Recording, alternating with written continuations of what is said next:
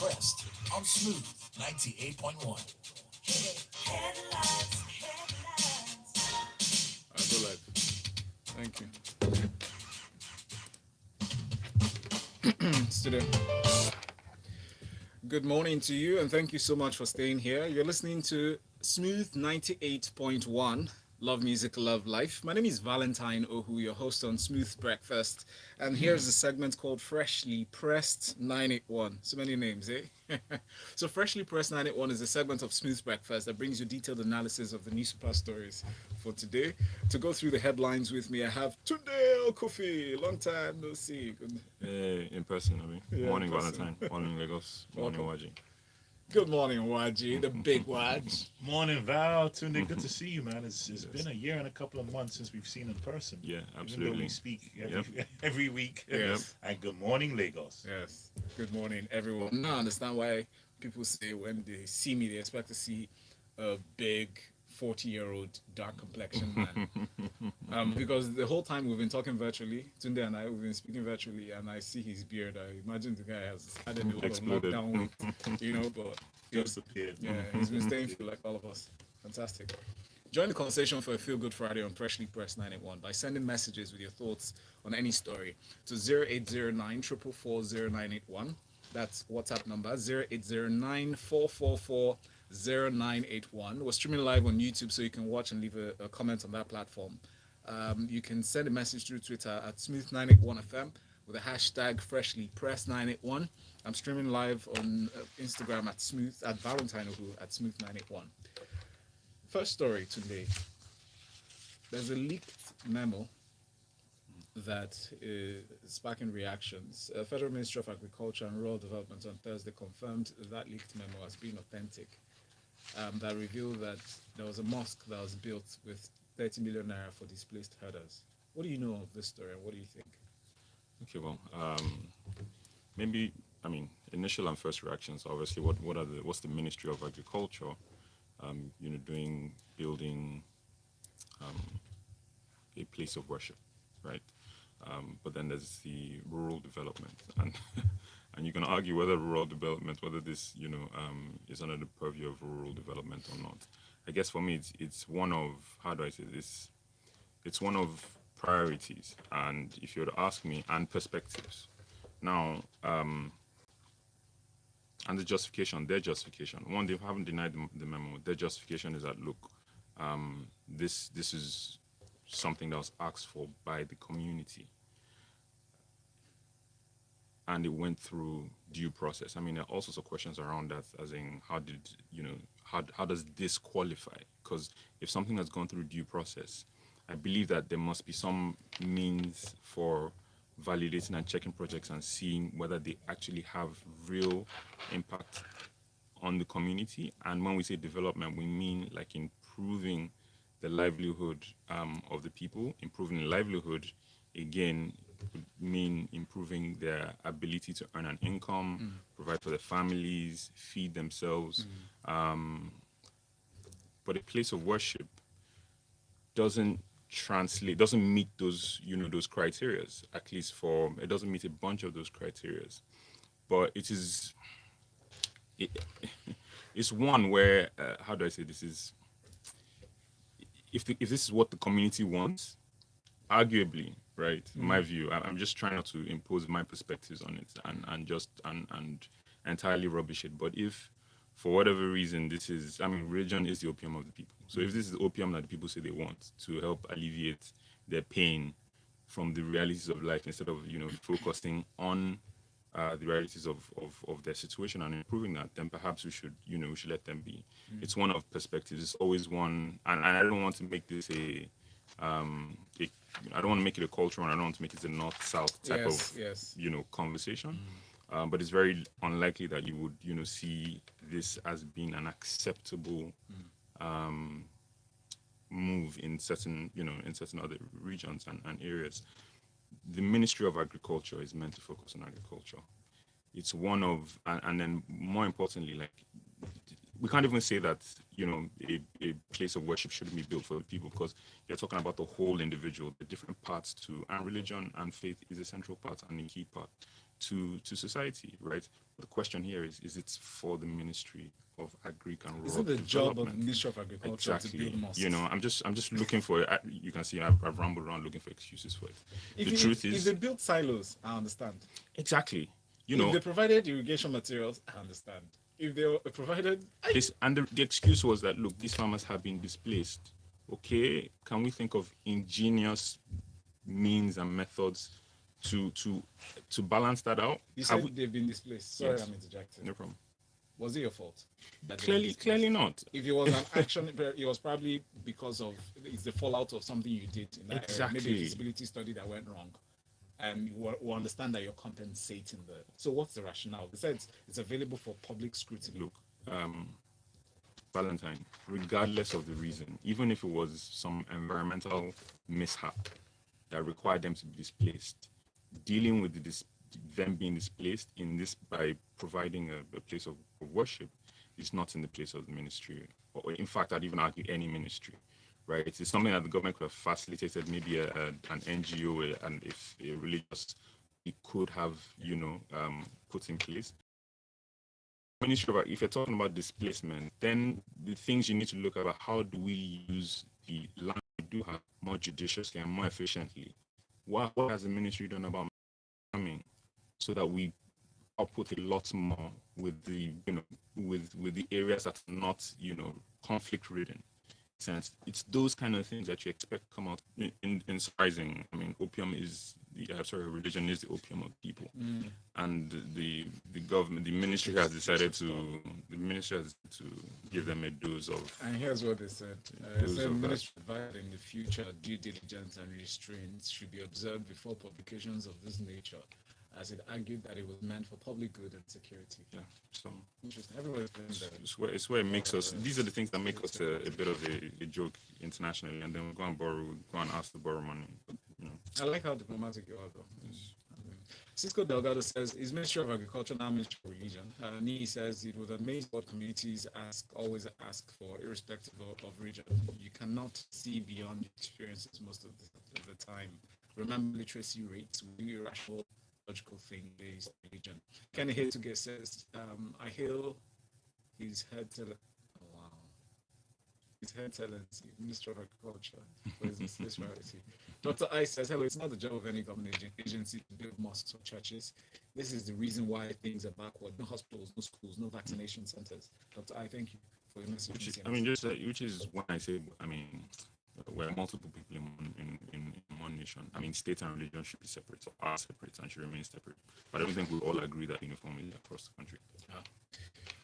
Waji, police have debunked the rumor of Lekki kidnappings. Yesterday, I caught wind of the documents that originated from the Lekki Residents Association chairman, where he gives some advice and gives some tips, security tips for individuals or residents to take precaution. What have you heard? You live around those areas. You must know what's going on. Okay, Valentine. It's one thing for people to think that you hardly make any sense. It's another thing for you to open your mouth and completely eradicate the doubt. Why the police will come out and make these statements after not conducting any thorough investigations or reports that this story is not true, it's just completely mind-blowing. I honestly don't understand. And I think the larger philosophical question that the police should be asking is, why didn't people go to the police to report these incidents? So you see, for them, they're working on the premise that because they didn't get the report, excuse me, that is not true. But the larger question is, no, people just didn't report it to you because, frankly speaking, they don't believe that the police are going to do anything. You hear instances recently when I can't remember what part of Lagos it was, where there was a traffic situation, and then armed robbers were going car to car. Somebody ran towards like a junction and saw police, and he actually got the recording where he said, "Please come and help us, they're robbing," and the police now responded that, "Isn't it you people that said we should end SARS," or something to that nature. So when there's this complete, And that was caught on tape. well, the voice, Yes. So I think maybe in the video, I can't remember, but when you have this kind of mistrust within the populace, then these kind of reports are not going to get to you. Now, to the point that you asked, insecurity is increasing. These things are real. people have been attacked on the Lekki Koyi Bridge jogging early in the morning. It's not, fables of urban legend. These are actual real things that are happening. And people just need to be cautious. They need to be wary about what they're moving. And I think women in particular also need to be very careful because they happen to be soft target. The like of a guy getting attacked, it's like yourself, Valentine, is when you're going to be comparatively low to another individual, especially at certain times, early in the morning or late at night or later at night, especially for the curfew. The only thing from this article that the police actually said, which makes sense to me, is they were advising individuals that if you're going to get into any public transportation, make sure it has clear Lagos State branded and registered commercial paraphernalia, which I agree with. You need to be a bit more discerning with the kind of transportation you go into. Yeah. Look at it, check the registration and all that. So that's on the citizen side. Be a bit smarter about how you move around. Don't just jump into the first available commercial vehicle going towards a particular location you like. The one that I'm completely against is, I don't know what word they use now, but back in my day we used to call it, Tunde, you and I, same generation. Kabu Kabu. Yes. Yeah. I don't know what it's called now, but drop. Right. Okay, so no. Now it has a new name, FLM buses, first last mile buses. That's Okay, it's always changing. So my point, I think, so on the fundamental side, people just need to be a bit more concerned about how they move around. Yeah. I think that onus is on you as an individual. Monitor your movements, the times that you move, work your schedules around, and just be very careful. And the second component is the police actually just need to be a bit more strategic. They actually know what to do, to be fair and onto them. It's just the doing that's the issue. They know how to locate strategic areas. They know how to light up. We've seen these things happen. I remember when I used to live in a Papa Jara access, I always knew when it was safe because police would be there and they would light up the they area. have a strong presence. And then the other nights when they're not there, the whole place is dark, and then hoodlums just do what they know how to do. Thank you. Tunde? Yeah, I think there's one component that maybe ransom. A lot of what's happening in very Lekki short. are abductions. It's still if you've been taken without your will, it's an abduction, right? They hold them, Take them to take them to ATM, extort, Yeah, hold so them it's a for form of hours, kidnapping. drive them around for hours, and then drop them off. They You know, call and those cases one chance. yeah, of one chance, operating yes. this. And I It's a guess form of kidnapping. it isn't is. It is. It's an abduction. But the police are not focusing on that. They're looking at ones where people are held, What money is big. and where money is big, and ransoms are demanded. But this one So chance this is happening regularly. This is too small for their.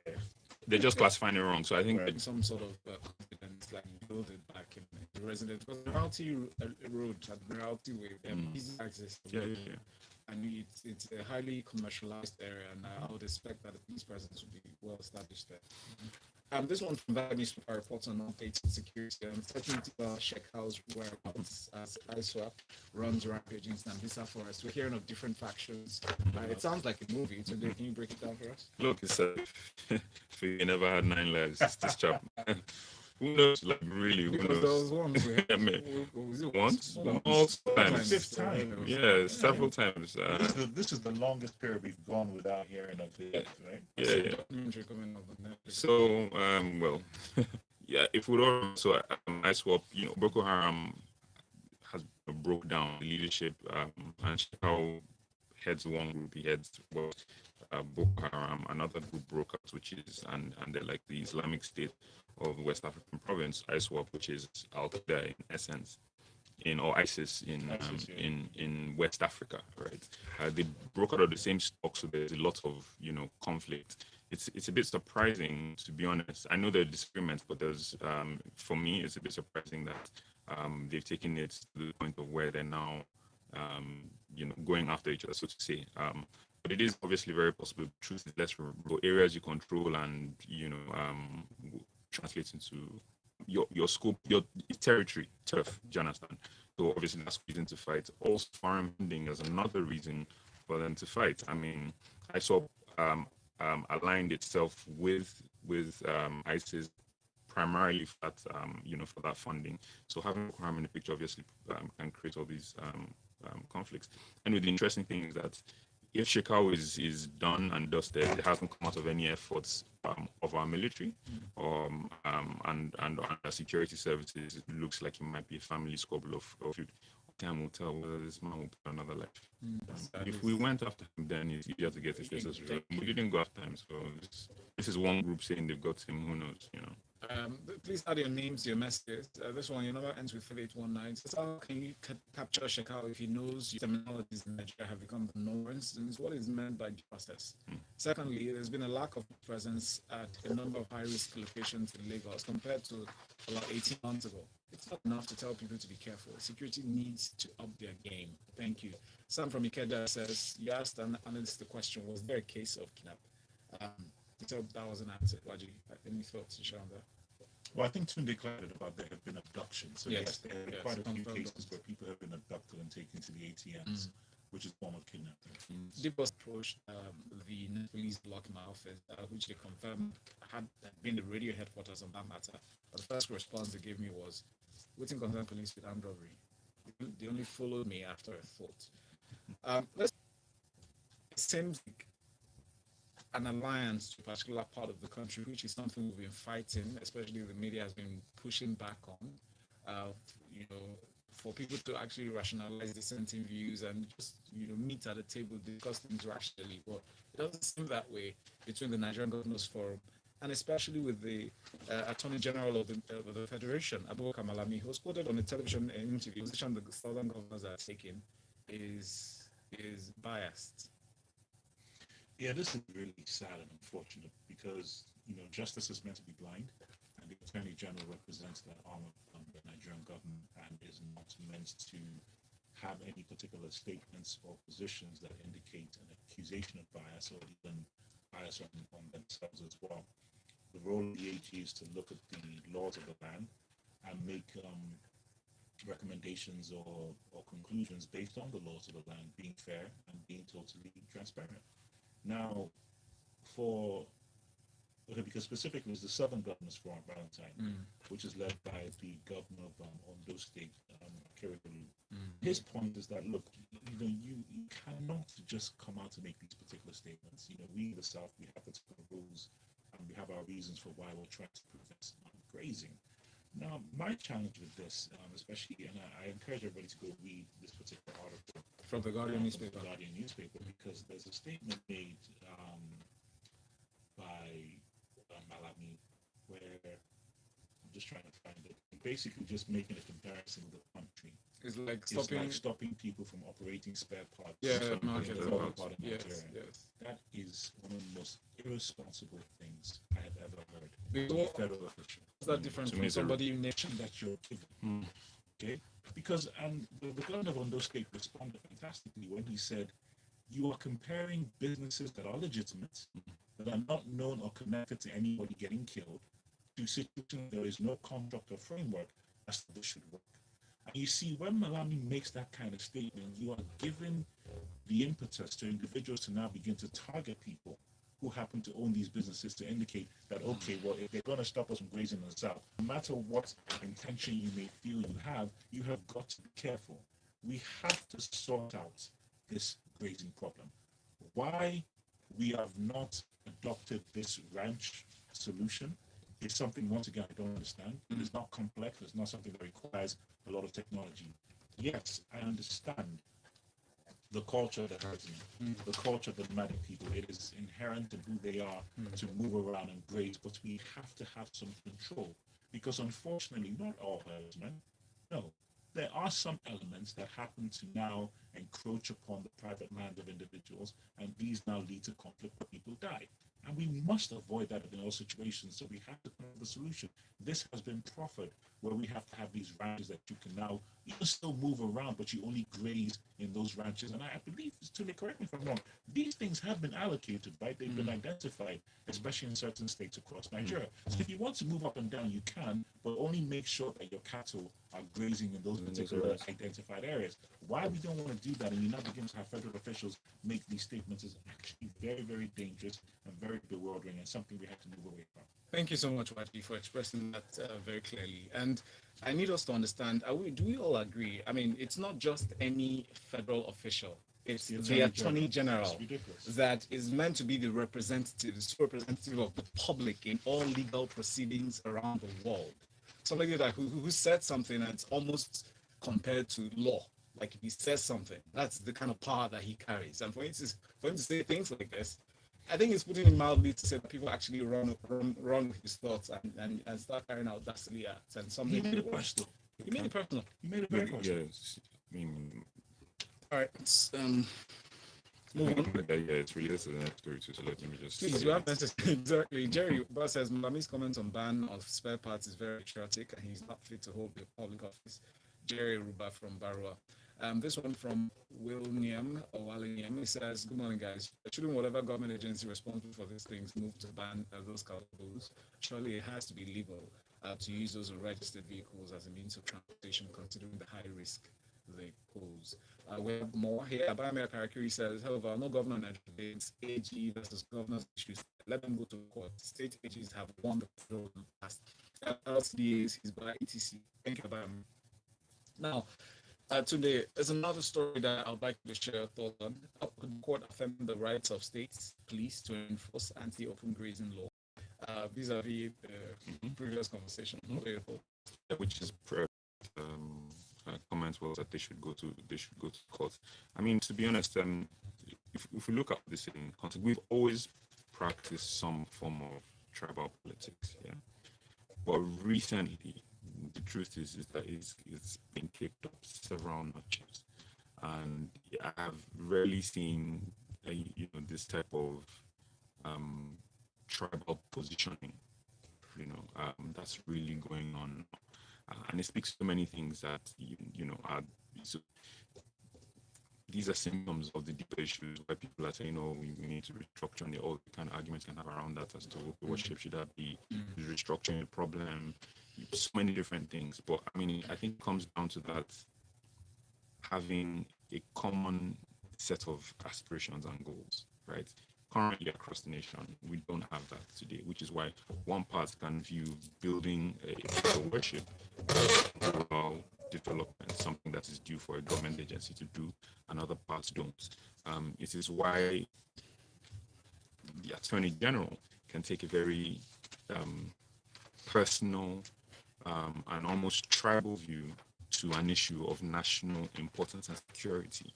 There was a time where at least we could tend to rise above these things and maybe only say them in private, but now we don't, so that's really worrying. Now, back to this, so it has gone to court, and it seems the court has, well, in delivering a judgment, because I mean it went before the court because the court, the matter that was before the court was to direct security agencies to enforce to compel the president to enforce Benue State's Open Grazing Prohibition and Ranching Act. And the court says, look, this is not in my jurisdiction. I mean, it matters around conduct of the president. Yes, it's a matter of misconduct, not tribal by courts. Something that should go before the National Assembly. So, which is right. So it's one of jurisdiction.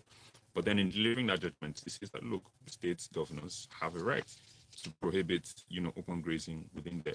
It's part of the argument that, this infringes on freedom of movement. No, it doesn't.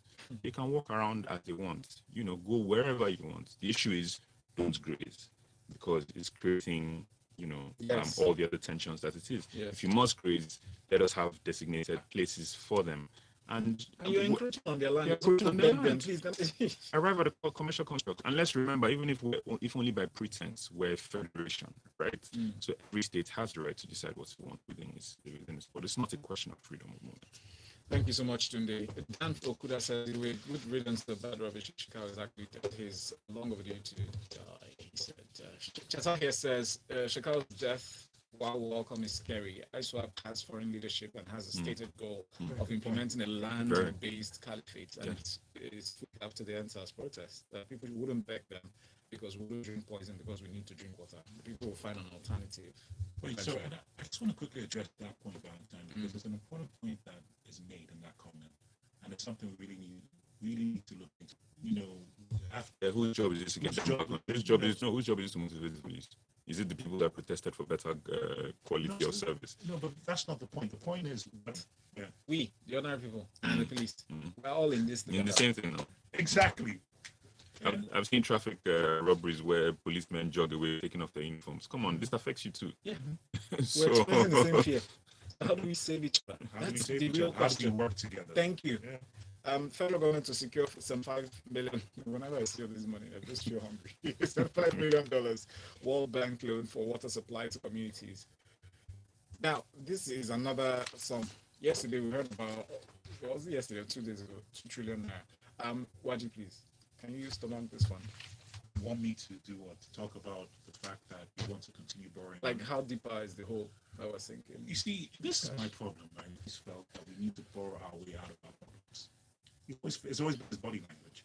And this is just a continuation of that. And what I always say to people, and I'm sorry, $75 million in the grand scheme of Nigeria as a country is not a lot of money. And I don't know why we should be borrowing that amount of money. Can I tell you why the man think that's a reasonable idea? Why? It's because, first of all, Nigeria has assets, right?